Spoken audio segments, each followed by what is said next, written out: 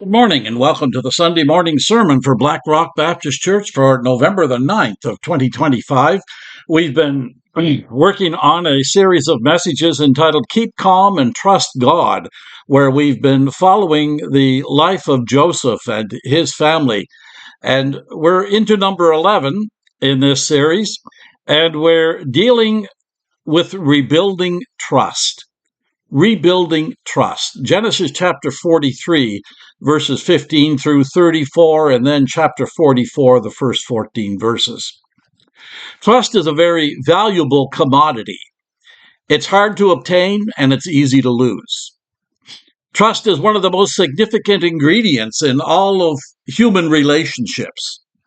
Most people have suffered in some way from a loss of trust in relationships. Perhaps it has been from someone or something we have done or said that others have suffered a loss of trust in us, and we have been trying to rebuild that lost trust. Of course, we've been on the other side also, and someone has done something that has shattered our trust in them. Well, the past had shattered Joseph's ability to trust his brothers. In order to trust his brothers again, Joseph needed to know and to believe two things. First of all, that they were telling him the whole truth, and secondly, that they were truly sorry for what they had done.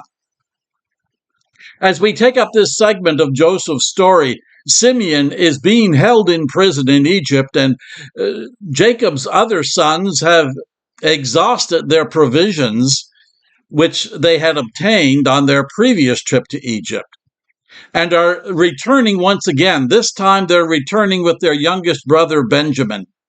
They hope to prove to the Egyptian ruler that their word is trustworthy, that they were not spies in the land. They were hoping to ransom their brother Simeon from prison and then bring more food back home to see them through the famine that was in the land. In addition, they were bringing back the money they had found in their sacks on the last journey as they headed home, and in accordance with the instructions of their father, they brought double the amount along with some very special gifts. Finally, they arrive, and I'm sure that their hearts were full of questions. Will the Egyptian official believe us about the money? Will he release Simeon as he promised he would? Or will we all be thrown in prison? Will he let us return in peace with enough food for our families?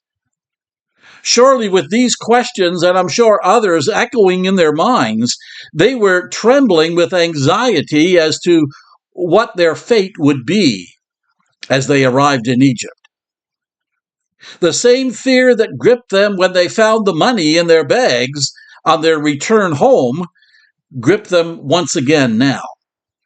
We pick up with the story in verse 15 of chapter 43, where it says, "So the men took the presents and Benjamin, and they took double the money in their hand, and arose and went to Egypt. And they stood before Joseph. When Joseph saw Benjamin with them, he said to the steward of his house, 'Take these men to my home, slaughter an animal, and make ready, for these men will dine with me at noon.' Then the men did as Joseph ordered, and the man brought the men into Joseph's house. To their great surprise, when they arrive in Egypt, they're taken to Joseph's private home. They're absolutely terrified that Joseph is going to have them thrown into prison. Verse 18, we're told that it says, "Now the men were afraid because they were brought into Joseph's house, and they said, 'It is because of the money, which was returned in our sacks the first time, and we were brought in, so that he may make a case against us and seize us and take us as slaves.'" with our donkeys. Proverbs 28 verse 1 says, "The wicked flee when no one pursues them." That kind of means the wicked, they know they've done wrong, they know they should be in trouble, and nobody is doing anything really to come after them, but everything that happens, they're thinking, uh-oh, we're in trouble now, when the thought is in their mind of what they've already done. A guilty conscience does strange things to our minds. The brothers wasted no time in taking the steward aside, and the same men who had handled their earlier transaction, and they explained why they had found their money and it had been returned to them. Verses 20 through 22 in chapter 43 tells us, when they drew near and said, "Oh, sir, we indeed came down the first time to buy food, but it happened when we came to the encampment that we opened our sacks, and there each man's money was in the mouth of the sack, our money in full weight, money in our hands to buy food. So we've brought it back. We do not know who put the money in our sacks." The steward responded to the brothers, saying, "Peace be with you, do not be afraid. Your God and the God of your father have given you treasure in your sacks. I had your money." Then he brought Simeon out to them. So the man brought the men into Joseph's house and gave them water, and they washed their feet, and he gave their donkeys feed. Then they made the present ready for Joseph coming at noon, for they heard that they would eat bread there together. I love the response of Joseph's steward. He literally said to them, "Shalom." The steward knew their language well enough to use the word for peace. And when he was then a witness to these men about what their God had done. He said, "Elohim, your own God, is the one that has caused this to be so." Guilt had kept the brothers from seeing God's hand of grace at work in their lives.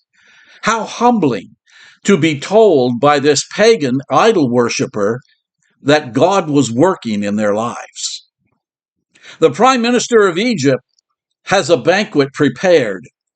And then, according to chapter 43, verse 33, he had them seated. And they sat before him, the firstborn according to his birthright, and the youngest according to his youth. And the men looked in astonishment at one another. As the brothers looked around the table, something became very apparent to them. They had been seated in order of their age, from the oldest to the youngest. This can hardly have been a coincidence. There's just short of 40,000 combination of ways that these 11 men could have been seated at the table. And this is the first time in 20 years that all 12 brothers have been in the same place at the same time, but only one of them is aware of it. Obviously, much has been accomplished in these brothers' lives through the reawakening of their consciousness. But now Joseph wants to know if they're truly changed. In a series of tests, Joseph seeks to determine if in truth they have truly been changed. The first test is the test of jealousy.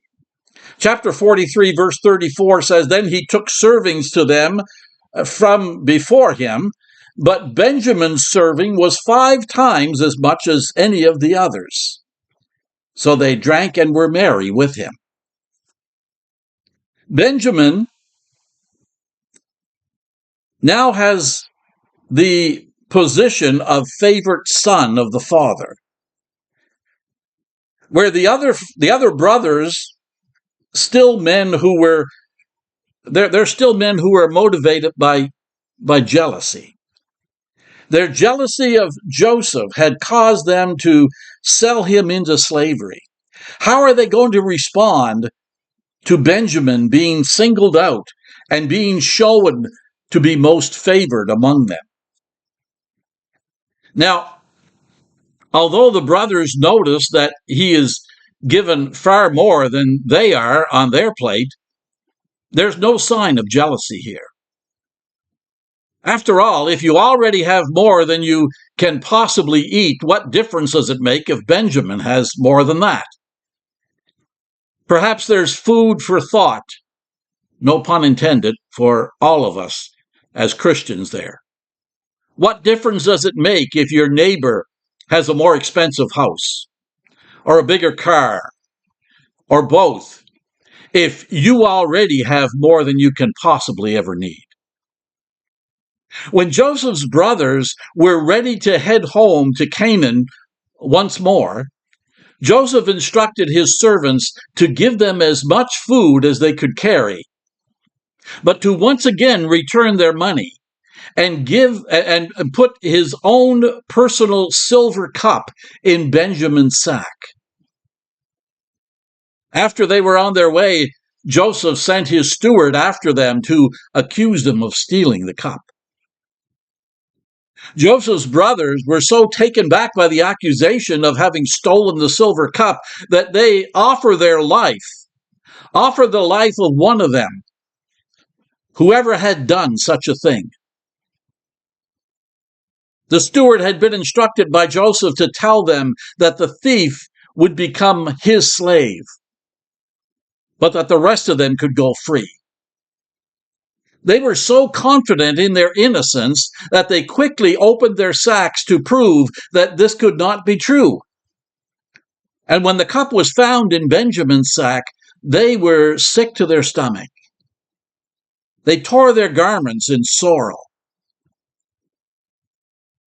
And then there's a second test, the test of personal preservation. The supreme test of character came when the incriminating cup was found in Benjamin's sack, and Benjamin's guilt seemed to be established by the discovery of the cup. Years before, they had gladly sold Joseph into slavery, yet now it's not a one of the brothers who would wish that the cup had been found in their sack rather than Benjamin's sack. They did not abandon Benjamin. When Benjamin was taken back to Egypt, they went with him. They were ready to offer themselves as Joseph's slaves. The last part of verse 13 in chapter 44 says, "And each man loaded his donkey and returned to the city. So Judah and his brothers came to Joseph's house, and he was still there, and they fell before him on the ground." Now Joseph's heart must have rejoiced when he looked up and saw that all the brothers had returned together. Perhaps they were changed after all. Perhaps they were men who would prove to be more concerned about their youngest brother and their aged father than they were concerned about themselves. When they were ushered into Joseph's house, Judah stepped forward and he said, "What shall we say to my Lord? What shall your servants? Here we are. We are my Lord's slaves, both we and also he with whom the cup was found."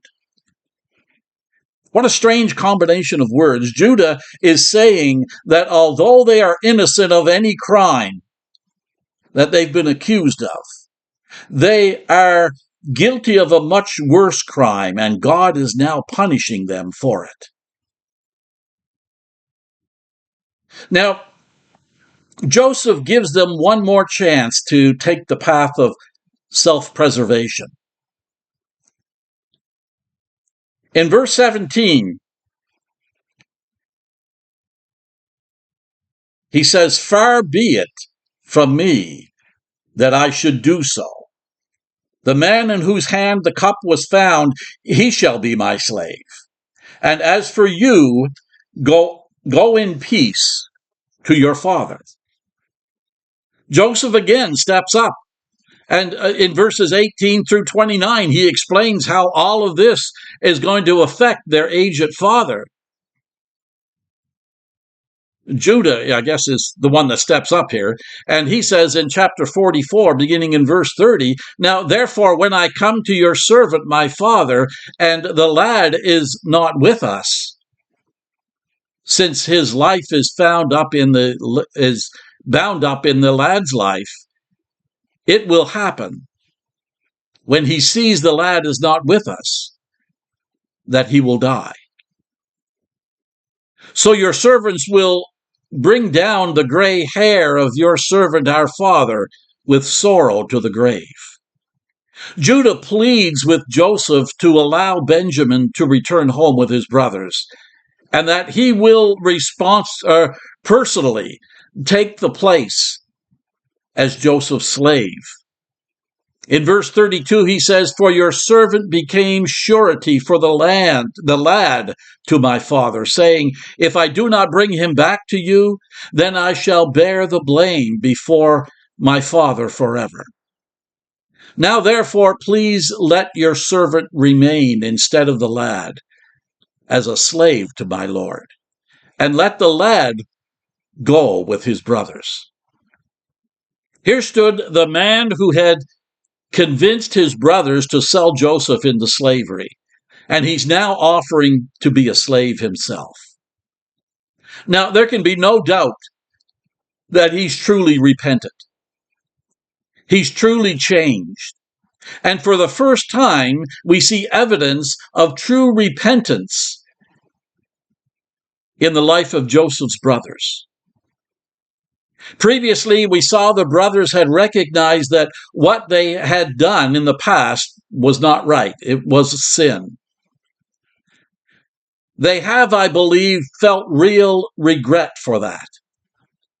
And that was a good beginning, because regret alone can be nothing more than what we expect from anybody faced with an unpleasant situation or certain uncertain consequences of sin.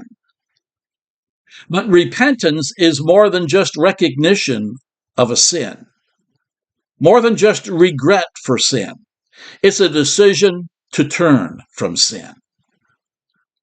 Well, in conclusion, I want to draw from this account three principles about trust. The first is this: trust is a precious commodity, and we must treasure it. It takes years to develop trust. However, it can be destroyed in a single self-centered act. Number two, when you do something to violate the trust that others have placed in you, you must seek to resolve it. Trust can only be restored by complete repentance and honesty. And then thirdly, trust must be earned, not simply granted. Often those who are trying to rebuild trust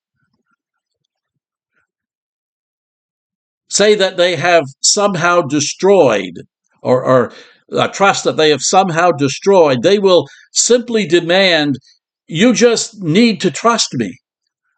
The truth is, you need to prove that you can be trusted. Trust is one of the most significant ingredients in all of human relationships. It's a valuable commodity. It is hard to obtain and very easy to lose. And once it's lost, it's very difficult to restore. God bless. Have a wonderful day, and until we meet again, let's continue to exchange prayers daily.